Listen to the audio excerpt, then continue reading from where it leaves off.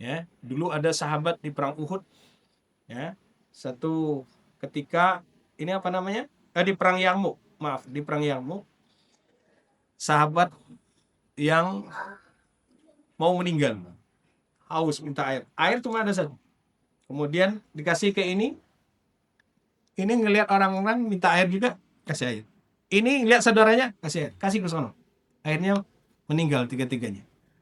Itu mementingkan saudaranya ketimbang diri, walaupun dia butuh, gitu kan? Itu persaudaraan yang sangat luar biasa. Dan juga pernah dilakukan Abu Talha ketika menjamu ya saudaranya. Padahal makanan cuma untuk anaknya sendiri, sehingga dimatikan lampu kemudian pura-pura makan. Kan itu. Masya Allah.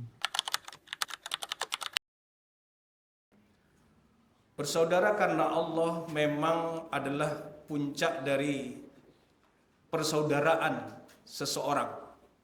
Karena nanti ketika berukuah karena Allah itu bukan hanya sekedar kenal, tidak, tapi betul-betul dia bersaudara karena Allah, bertemu karena Allah, berpisah karena Allah. Bahkan apa? Kepentingan saudaranya itu lebih didahulukan dari kepentingannya sendiri sampai ke tahap itu. Nah, tentunya kita berproses dalam perkara itu. Maka Allah mengingatkan kita bahwa innamal mu'minuna ikhwatun. Ya. Sungguhnya orang-orang mukmin itu bersaudara. Kita diikat oleh satu ikatan yang kuat, yaitu iman.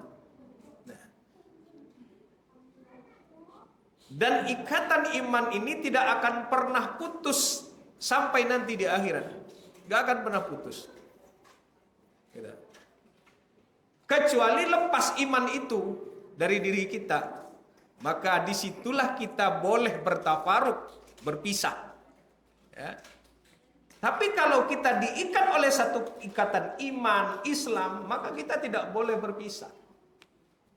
Walaupun nanti terjadi perpisahan itu, ya, banyak hal yang menyebabkan terjadinya perpecahan itu. Padahal kalau dalam urusan menegakkan agama ini, maka kita diperintahkan oleh Allah agar tidak berpisah di dalamnya. An aqimuddin wala tatafarraqu fi. Tegakkan din ini, jangan berpecah belah di dalamnya. Lalu kenapa terjadi perpecahan hari ini? Ya, banyak terjadi itu baik dari internal maupun eksternal. Ya, internal bisa jadi kedengkian sesama muslim. Tidak mengapa.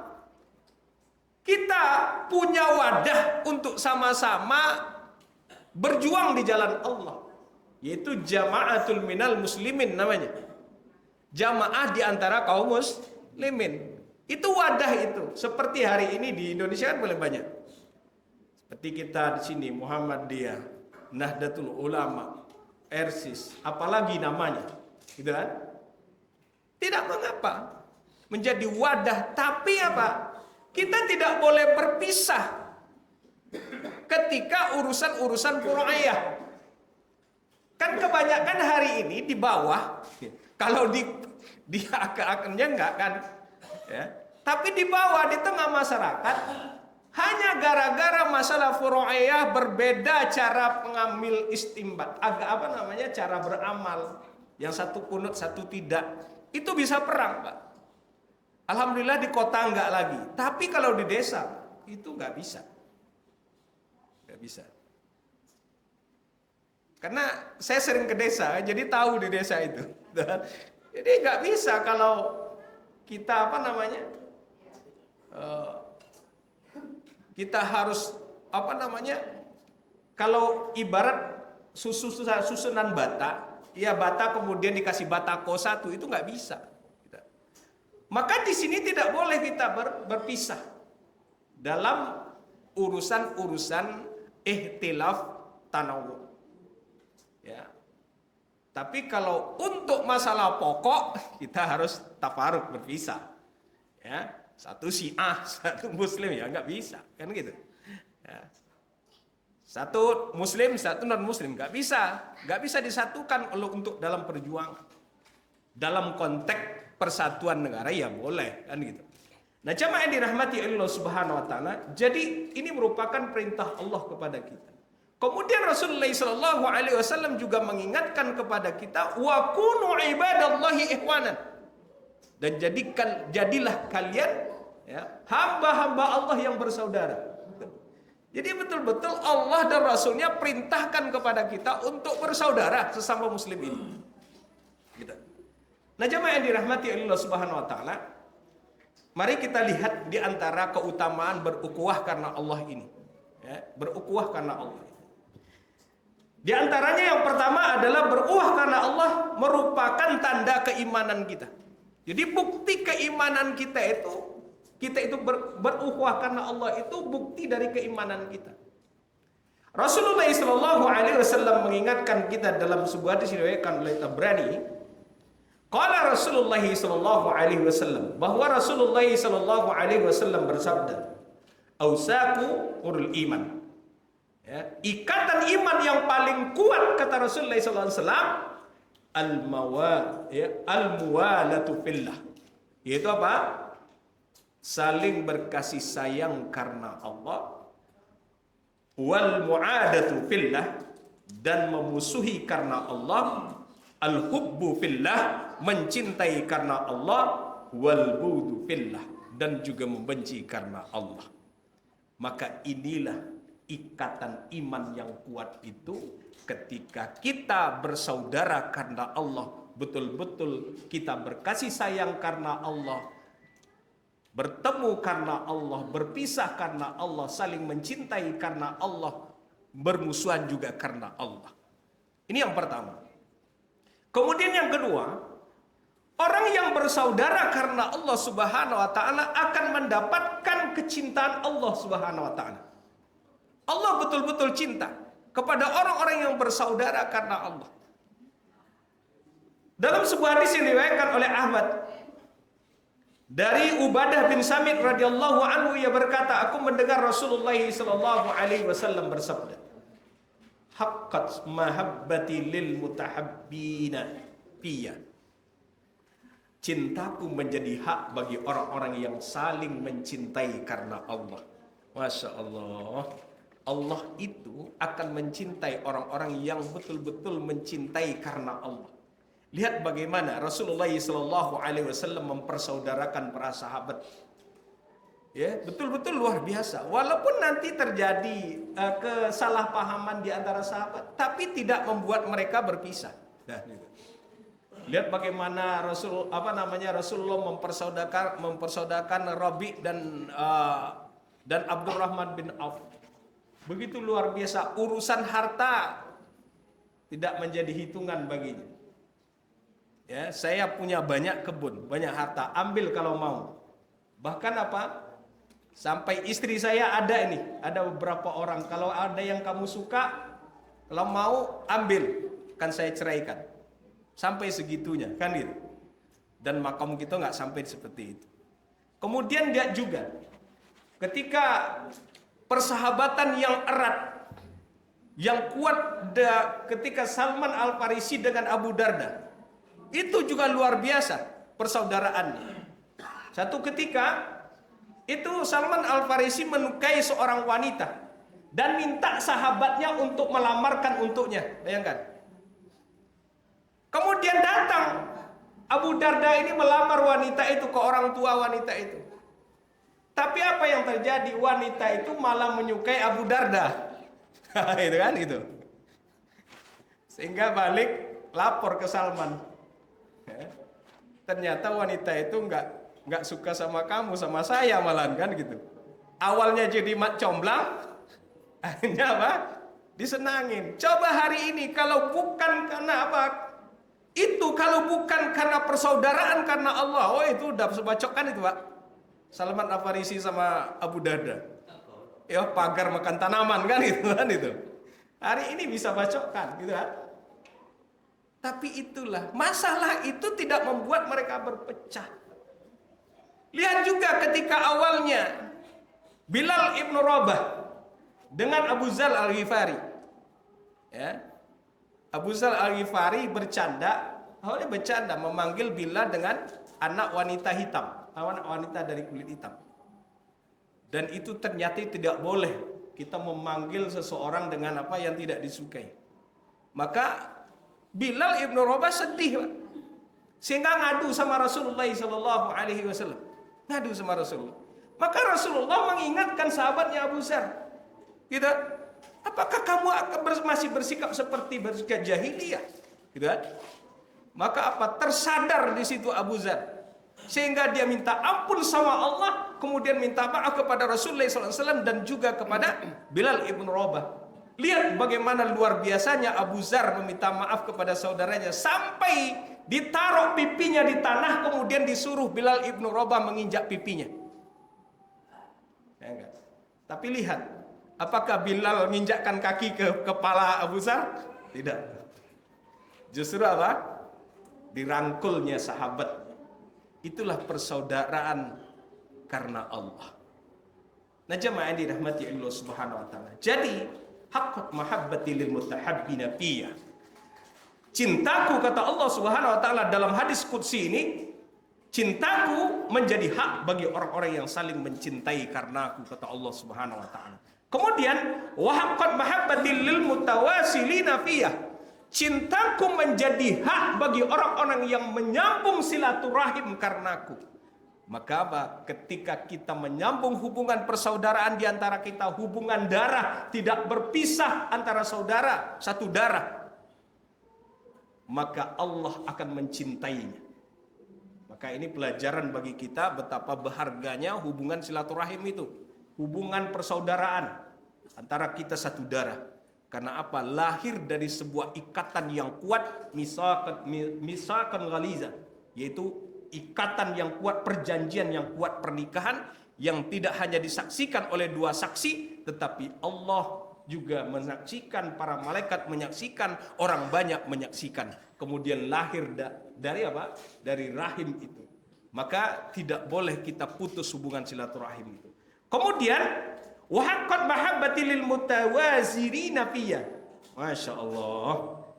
Kata Allah, cintaku menjadi hak bagi orang-orang yang saling ziarah, yang saling berkunjung karenaku, karena Allah. Jadi ngunjungin saudara itu bukan karena urusan dunia. Ya. Kalau urusan dunia nanti pengen minjam uang nggak dapet, kecewa. Tapi karena uruskan betul-betul karena cintanya kepada Allah, sehingga tidak membuatnya kecewa. Ya, ada tidak ada, itu walaupun awalnya mungkin seperti itu, tapi kalau nggak ada juga tidak kecewa. Karena apa? Karena dia mencintai saudaranya karena Allah. Kemudian wa haqqat mahabbati lil mutabazilina fiyya. Cintaku menjadi hak bagi orang-orang yang saling memberi karenaku. Maka kalau kita memberi, berilah karena Allah, bukan karena tujuan untuk mendapatkan balasan dunia dari pemberian kita kepada saudara kita. Nah, jamaah yang dirahmati Allah Subhanahu wa taala, satu ketika ada seorang laki-laki itu pergi berkunjung ke satu tempat, ke satu kota untuk mengunjungi saudaranya. Saudaranya bukan saudara-saudara, tapi saudara seimannya. Kemudian Allah mengutus seorang malaikat untuk menyamar, ya, menanyakan kepada laki-laki itu, apakah engkau berkunjung ke rumah saudaramu itu ada tendensi duniawi untuk mendapatkan kenikmatan dari kenikmatan dunia? Kemudian laki-laki itu mengatakan tidak, melainkan karena aku cinta kepadanya. Ya, cinta kepada saudaraku itu. Berkunjung karena cinta. Ya. Karena cinta kepada saudara, bukan untuk urusan dunia. Tidak ada urusan dunianya. Nah, kemudian malaikat tadi berkata kepada laki-laki itu, fa inni rasulullahi ilaika. Maka sesungguhnya Allah mengutusku kepadamu, bi annallaha qad ahabbaka kama ahbabtahu bihi, bahwa sesungguhnya Allah mencintaimu seperti kamu mencintai saudaramu. Jamaah yang dirahmati Allah Subhanahu wa taala. betapa indahnya persaudaraan karena Allah. Allah sangat mencintai orang-orang yang bersaudara karena Allah. Maka jamaah yang dirahmati Allah Subhanahu wa taala. Kemudian yang ketiga, yaitu akan mendapatkan manis dan lezatnya iman. Itu kalau kita bersaudara karena Allah Subhanahu wa taala. Kita akan mendapatkan manis dan lezatnya iman ketika kita mencintai apa yang dicintai oleh Allah dan Rasul-Nya, walaupun hawa nafsu kita tidak menyukainya. Kita akan merasakan manis dan lezatnya iman manakala kita mampu membenci apa yang dibenci oleh Allah dan Rasul-Nya, walaupun hawa nafsu kita menyukainya. Kita akan bisa merasakan manis dan lezatnya iman manakala kita mencintai saudara kita sebagaimana mencintai diri kita sendiri. Maka mencintai karena Allah, membenci juga karena Allah, maka itulah persaudaraan karena Allah Subhanahu wa taala. Kemudian yang keempat, akan mendapatkan naungan Allah pada hari kiamat. Jamaah yang dirahmati Allah Subhanahu wa taala, dari Abu Hurairah radhiyallahu anhu berkata, Rasulullah sallallahu alaihi wasallam bersabda, Allah Azza wa Jalla berfirman, ini hadis qudsi, aina mutahabbuna, nanti Allah akan memanggil, mana orang-orang yang bersaudara karena aku, kata Allah. Ya, dipanggil oleh Allah, aina mutahabbun, mana orang-orang yang bersaudara karena aku, kata Allah. Bi jalali, dengan keagunganku, al yauma azilluhum bi zilli yauma la zilla illa zilli, aku akan memberikan naungan kepada mereka dengan naunganku pada hari yang tidak ada naungan kecuali naungan Allah. Itulah orang-orang yang bersaudara karena Allah, bertemu karena Allah, berpisah juga karena Allah. Kemudian yang kelima, akan mendapatkan kebaikan jannah dan kenikmatannya. Sebelum kita masuk ke diskusi, maka kita renungkan satu hadis yang diriwayatkan oleh Imam Tirmizi juga Ahmad, bahwa Rasulullah sallallahu alaihi wasallam bersabda,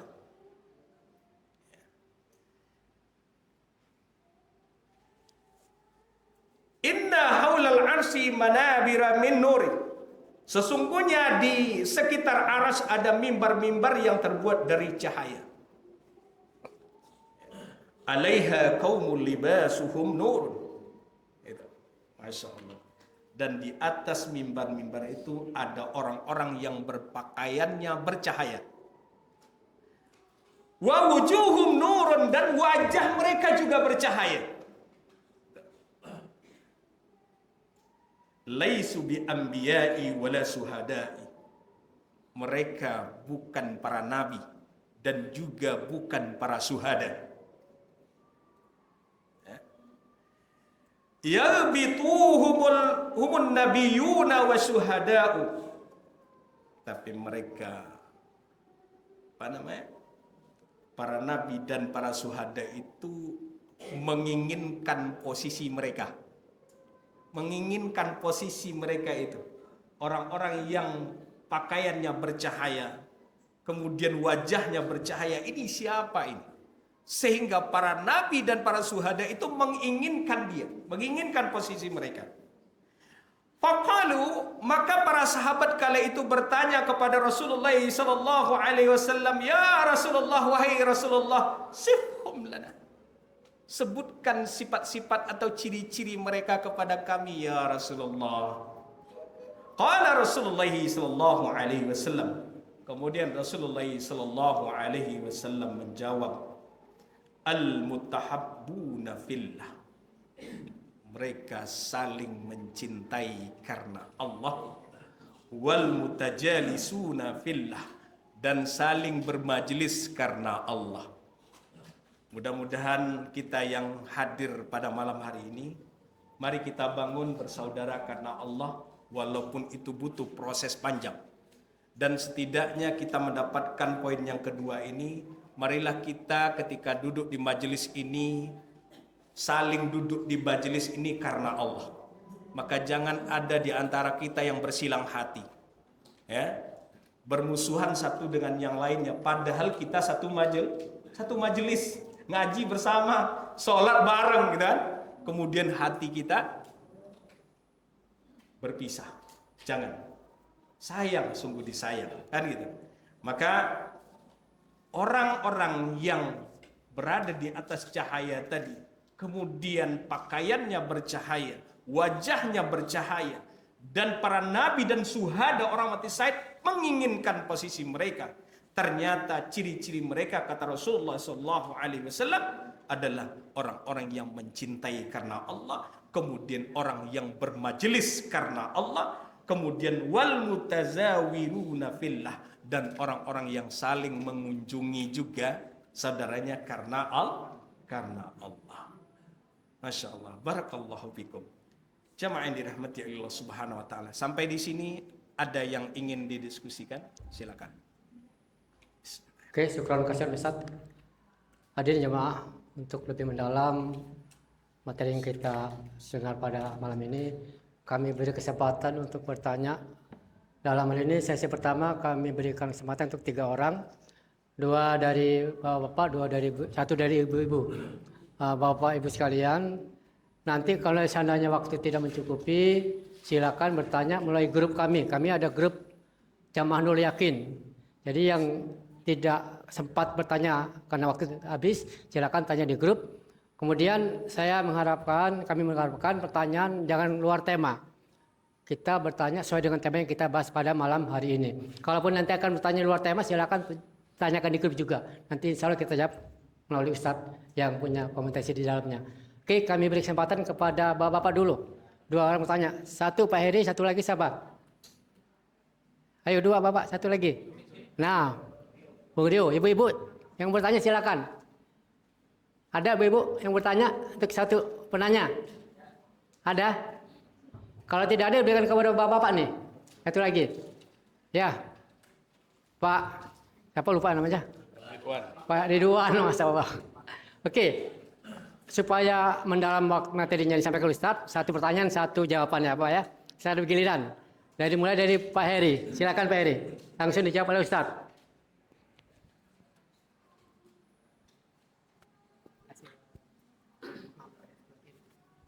Assalamualaikum warahmatullahi wabarakatuh. Waalaikumsalam warahmatullahi wabarakatuh. Ada istilah mencintai karena Allah dan membenci karena Allah. Iya. Contoh yang membenci karena Allah itu seperti apa kan? Iya. Terima kasih.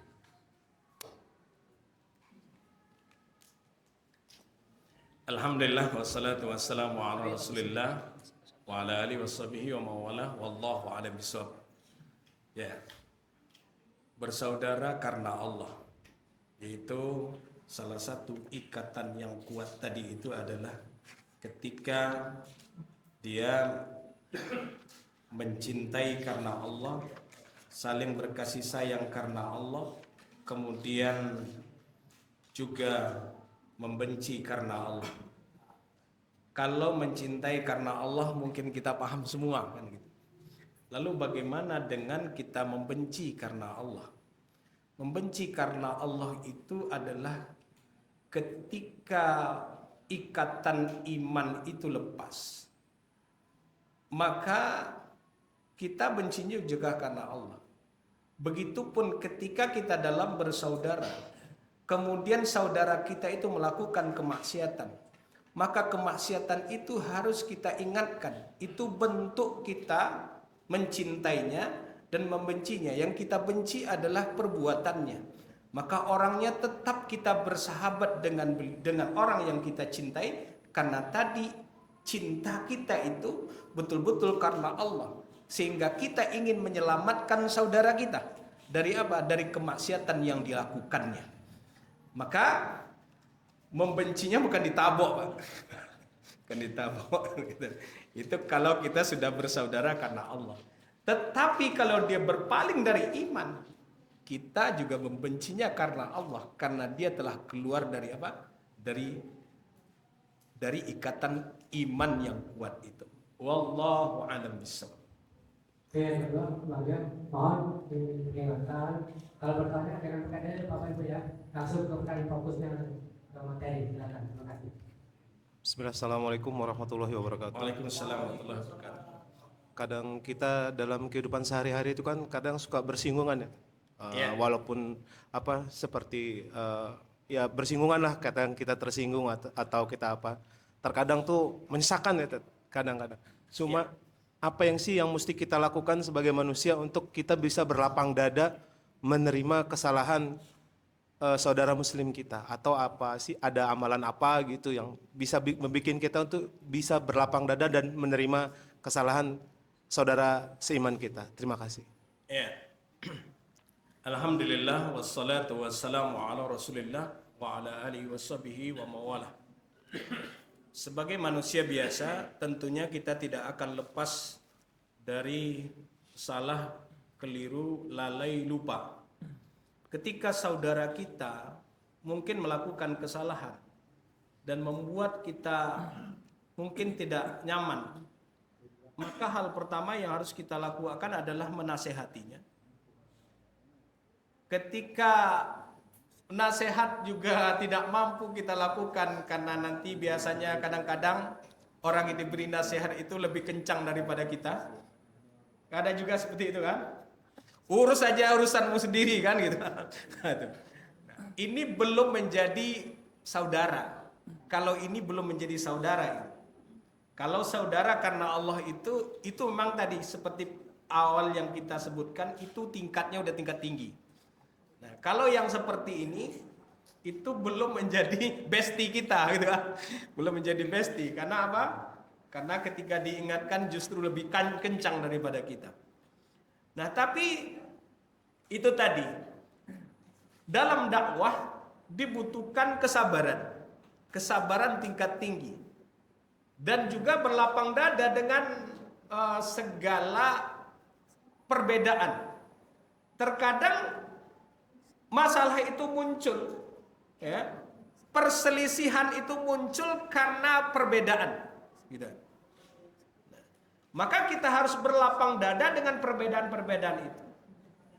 Nah, beda lagi dengan ketika tadi saudaranya bermaksiat. Lalu bagaimana sikap kita untuk terus berlapang dada? Maka itu butuh proses untuk berlapang dada dengan Dengan bagaimana kita bisa menasehatinya. Ketika kita nasihati kemudian tidak diterima nasihat kita, maka disitulah bersabar kita dalam menjalankan dakwah kita sebagai sesama muslim. Nah, jamaah yang dirahmati Allah Subhanahu wa taala, memang dalam dakwah itu berat. Dakwah itu berat. Tapi beratnya perjuangan dakwah juga pahalanya juga besar. Wallahu a'lam bishawab.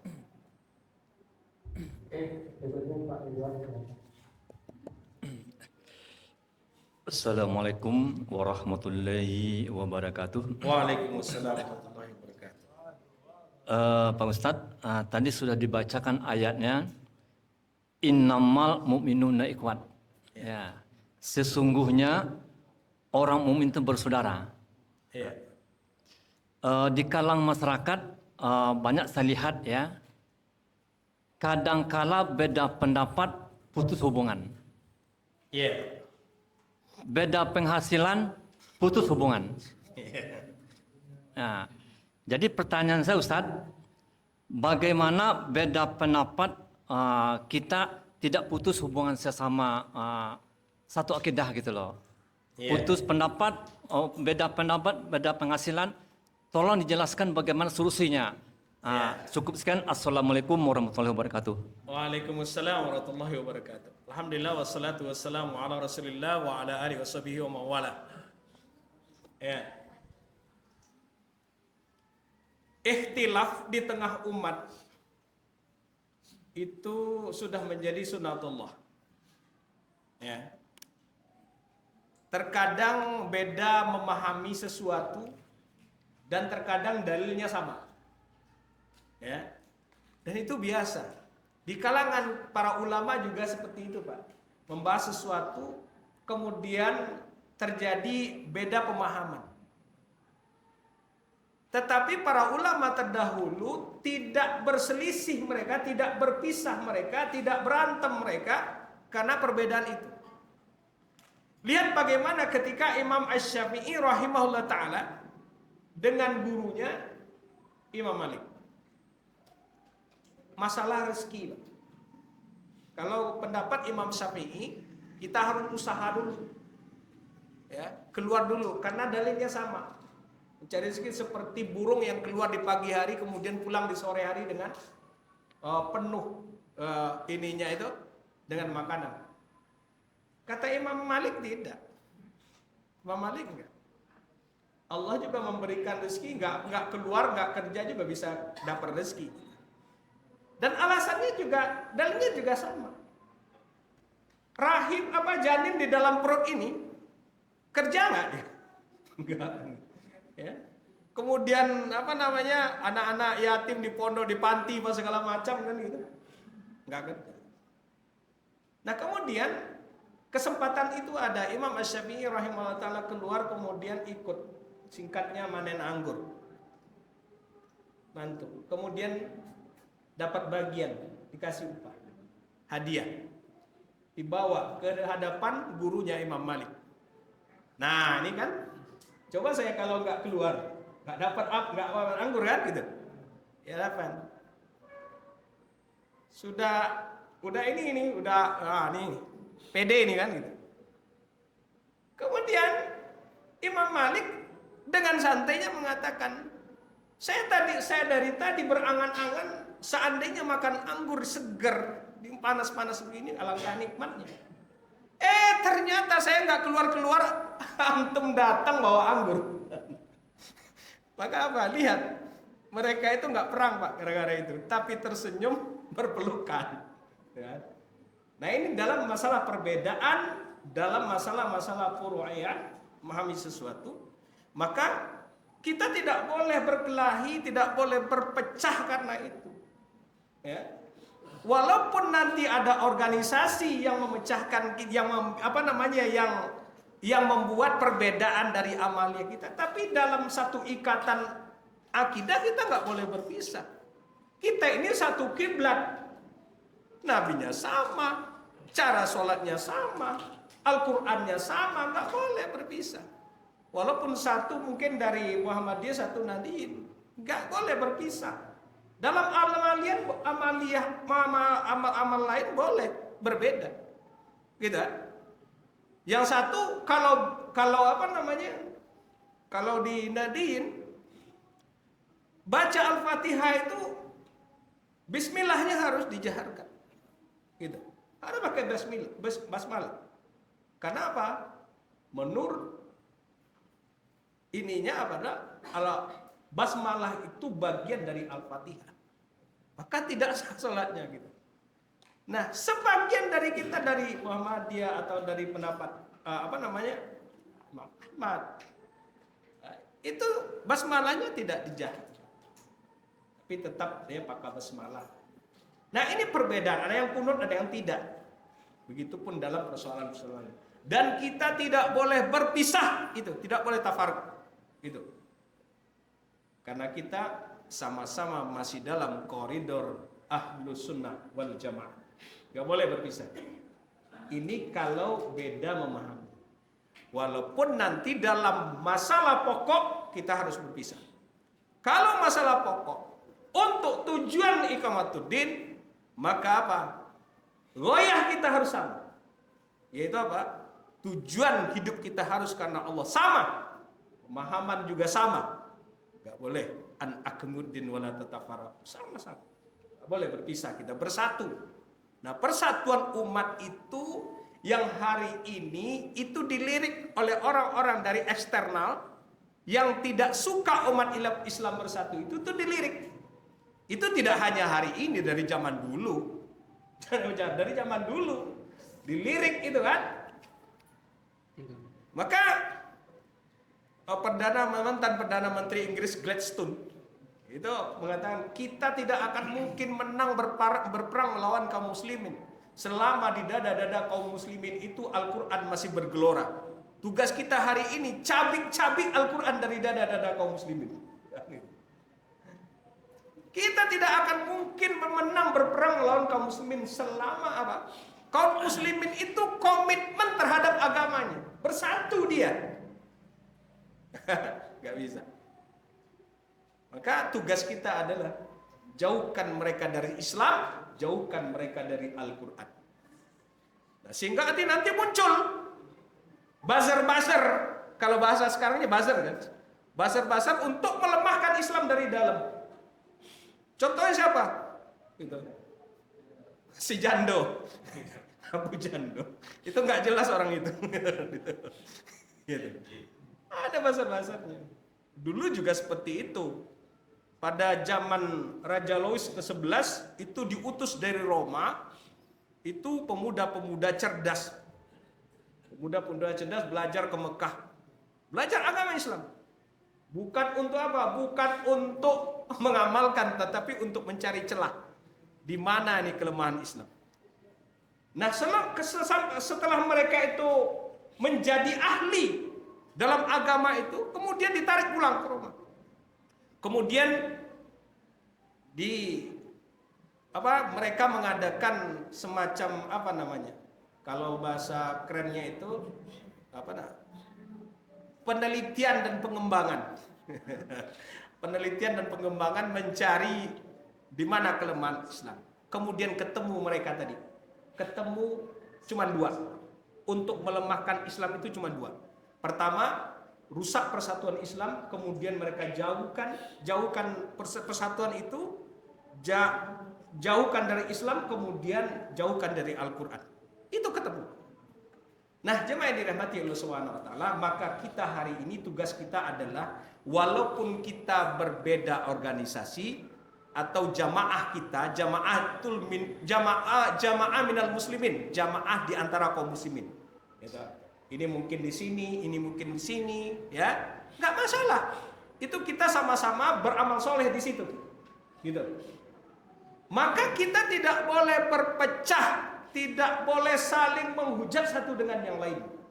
Itu kalau pemahaman tadi. Kalau beda pemahaman tadi. Yang kedua, pertanyaannya, lalu bagaimana dengan beda pendapatan, gitu? Ini tidak lepas dari apa? Dari hasad, iri dengki. Masa gara-gara beda pendapatan kemudian harus berpisah? Kecil amat proyek gitu. Itu sumbernya hasad. Dan hasad itu dilarang. Karena hasad itu dosa besar. Dapat merusak pahala-pahala kita sebagaimana api membakar kayu bakar. Maka apa? Kedengkian sesama muslim itu juga bisa menjadi pemicu perpisahan di antara kaum muslimin. Wallahu a'lam bishawab. Oke, masih ada waktu 9 menit. Silakan untuk dua pertanyaan. Mau ibu dulu, ibu ada yang tanya, ibu. Silakan Bu. Ada? Kalau nggak ada silakan, Osman. Yang lain ada satu lagi. Kalau nggak ada cukup satu pertanyaan. Bismillahirrahmanirrahim. Assalamualaikum warahmatullahi wabarakatuh. Waalaikumsalam warahmatullahi wabarakatuh. Ada suatu hadis yang kurang lebihnya berbunyi begini Ustadz, kalau nggak salah. Tidak akan diangkat sholat seorang imam ketika makmumnya membencinya. Nah, ini benci dalam hal apa ini Ustadz? Nah, satu. Kedua, ketika seseorang itu mengetahui saudaranya salah, tapi dia karena perasaan tidak enak, tapi tidak memberitahu kesalahan karena takut kesinggungan tadi. Nah, itu hukumnya gimana Ustadz? Terima kasih. Wassalamualaikum warahmatullahi wabarakatuh. Alhamdulillah, wassalatu wassalamu ala rasulillah wa ala alihi washabihi wa mawalah. Yang pertama tentang imam yang tidak disukai. Itu kalau tidak disukai seluruh jamaahnya, mayoritas jamaahnya. Ya, kalau hanya satu orang yang nggak suka itu jangan sampai rusak salat jamaah. Begitu. Kemudian yang kedua yaitu tentang apa tadi? Saya lupa. Kesalahan seseorang. Ya. Ya. Kalau mampu dirubah dengan tangan maka rubahlah. Ketika tidak mampu maka dengan lisan. Dengan lisan juga nggak mungkin kan? Ditabok nggak mungkin kan itu. Ya. Kemudian dengan lisan khawatir juga kita. Gitu kan? Khawatir juga kita. Nanti jangan-jangan itu lebih kencang daripada kita. Nah, dan selemah-lemah iman itu adalah mengingkari dengan hatinya. Tapi kita berupaya untuk mengingatkan kesalahannya. Kalau bukan lewat kita, lewat orang yang mungkin didengarnya. Gitu. Ya. Kalau kita tidak mampu tadi itu, ya misalnya di sini itu, saya nggak mampu nih. Siapa tahu lewat Pak Hartoyo bisa, gitu kan? Ya itu bisa juga. Ya. Tapi bukan berarti kita mendiamkan kesalahannya, tidak. Kita cari solusinya. Bagaimana nanti dia bisa diingatkan. Dan mengingatkan seseorang tidak boleh di tempat yang ramai seperti ini. Ya. Kalau kata Imam Syafi'i sama dengan mempermalukannya. Itu bukan menasehatinya, tetapi mempermalukannya kan. Gitu jangan. Gitu kan? Ya. Ada sebuah kisah itu di masjid saya. Itu ada orang baru jamaah ke masjid. Baru jamaah ke masjid. Ya. Dan betul-betul ya karena semangatnya baru kan, masih muda, kemudian semangat. Sholat subuh berjamaah. Selesai sholat subuh berjamaah, kemudian dia bangkit lagi ke sholat. Sholat sunnah. Ya, sholat sunnah mungkin, tapi saya juga nggak tahu. Apa dia sholat sunnah, apa dia qodho, nggak tahu. Ya, tapi anak muda ini sholat. Gitu. Kemudian itu setelah pulang, setelah selesai dia sholat, ada yang nunggu dia. Langsung, Pak, kamu sholat apa? Ya, sholat sunnah habis subuh, nggak ada dalilnya. Agak kencang. Gitu. Jadi orang ngelihat semua ke dia. Walaupun yang disampaikan itu benar. Ya, nggak ada kan memang sholat sunnah setelah sholat subuh kan nggak ada. Kecuali nanti setelah masuk waktu subuh. Sehingga orang jamaah ngelihat ke dia, kenapa orang ini kan gitu. Nah, akhirnya anak muda itu nunggu saya. Minta maaf ke saya. Gitu. Karena saya waktu itu jadi imam. Ustadz, maafkan saya. Maaf kenapa? Tadi saya sholat sunnah. Saya sholat sunnah. Ya kenapa memangnya? Ya saya dimarahin bapak itu. Bukan dimarahin itu kata saya. Saya juga gitu, bukan dimarahin. Mungkin cara bawaannya. Lihat akibatnya. Besok nggak datang lagi. Sampai hari ini nggak datang. Salah resep dalam dakwah. Seharusnya yang baru-baru itu dirangkul, gitu kan? Yang baru-baru ke masjid itu dirangkul. Jangan diolok-olok, ya? Jangan dinyek kalau bahasa sekarangnya, gitu kan?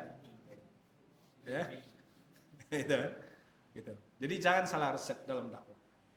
Nah, jemaah yang dirahmati Allah Subhanahu Wa Taala, jadi cari cara untuk mengingatkannya. Tidak kita bisa, mungkin orang lain bisa. Wallahu a'lam bishawab. Cukup? Masih ada waktu 4 menit. Satu tanya mungkin. Ada? Kalau tidak ada, ya silakan. Pak Heri lagi. Silakan, satu pertanyaan aja terakhir. Singkat Pak Heri. Di zamannya sahabat ada perselisihan, mungkin ya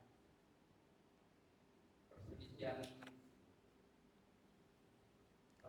salah antara Ali dan Aisyah, itu sampai terjadi peperangan. Kita sebagai orang ahli zaman ini untuk menyikapi itu seperti apa? Ya. Alhamdulillah wassalatu wassalamu ala Rasulillah wa ala alihi washabihi wa mawala. Ya, kita sebagai muslim tentunya tidak bersikap ke kanan dan ke kiri dalam masalah ini. Karena mereka itu orang-orang hebat. Ya. Itu terjadi karena fitnatus subhat. Kalau bahasa sekarangnya hoax. Ya, karena hoax. dan juga perselisihan itu. Maka kita tidak boleh bersikap, "Wow, ini yang benar, ini yang benar." Tidak. Maka kita di situ tahu. Wallahu a'lam bishawab. Saya closing. Baik. Sebagai penutup kita closing. Apa saja adab-adab dalam berukhuwah karena Allah tadi? Yang pertama, lapang dada dalam urusan harta. Ini berat. Lapang dada dalam urusan harta. Hartamu, hartaku. Berat nggak? Nah, itu yang dilakukan oleh sahabat Robi. Robi dan Abdurrahman bin Auf. Dan itu bertahap. Ya, kemudian yang kedua, masing-masing menjadi penolong bagi saudaranya. Ya, menolong saudaranya. Jadi jangan kalau ada keuntungan kemudian ditolong. Kalau nggak ada, nggak gitu. Jangan. Kalau kita bersaudara karena Allah, tidak. Ya, menolong saudara bukan karena tendensi dunia. Kemudian yang ketiga, lebih mementingkan saudara kita daripada diri kita sendiri. Ini tahap tingkat tinggi, isar namanya. Ya, dulu ada sahabat di perang Uhud. Ya, satu ketika ini apa namanya? Di perang Yarmuk, maaf, di perang Yarmuk. Sahabat yang mau meninggal, haus minta air. Air cuma ada satu. Kemudian dikasih ke ini ngelihat orang-orang minta air juga, kasih air. Ini lihat saudaranya, kasih air, kasih ke sono. Akhirnya meninggal tiga-tiganya. Itu mementingkan saudaranya ketimbang diri, walaupun dia butuh, gitu kan? Itu persaudaraan yang sangat luar biasa. Dan juga pernah dilakukan Abu Talha ketika menjamu ya saudaranya. Padahal makanan cuma untuk anaknya sendiri, sehingga dimatikan lampu, kemudian pura-pura makan, kan itu. Masya Allah. Kemudian yang keempat, memanggil dengan namanya yang baik. Itu tadi kan. Jadi ini pernah seperti kisah tadi itu, memanggil Bilal ibn Rabah, Abu Sar memanggil Bilal ibn Rabah dengan apa? Anak perempuan hitam. Gitu kan? Itu tidak boleh. Jadi walaupun kulitnya kawan kita itu hitam, jangan dipanggil hitam. Buyung hitam gitu. Mana orang Padang? Kalau di tempat kami di Minang begitu. Ya udah ya. Kalau dia hitam kulitnya dipanggil. Kalau ujang, buyung itu pasti ada ujungnya. Nah, sebenarnya itu nggak boleh. Kemudian yang keenam, memaafkan kesalahan saudaranya. Itu kalau kita bersaudara, yaitu itu berlapang dada kita. Ya. Kemudian yang terakhir, yaitu selalu mendoakan saudara kita. Itu adab kita bersaudara karena Allah. Maka mari kita saling mendoakan satu dengan yang lainnya. Semoga Allah Subhanahu wa taala betul-betul kuatkan ikatan persaudaraan kita ini karena Allah, dan mudah-mudahan kita tetap bersaudara nanti sampai di jannahnya Allah Subhanahu wa taala. Amin ya rabbal alamin. Barakallahu fikum.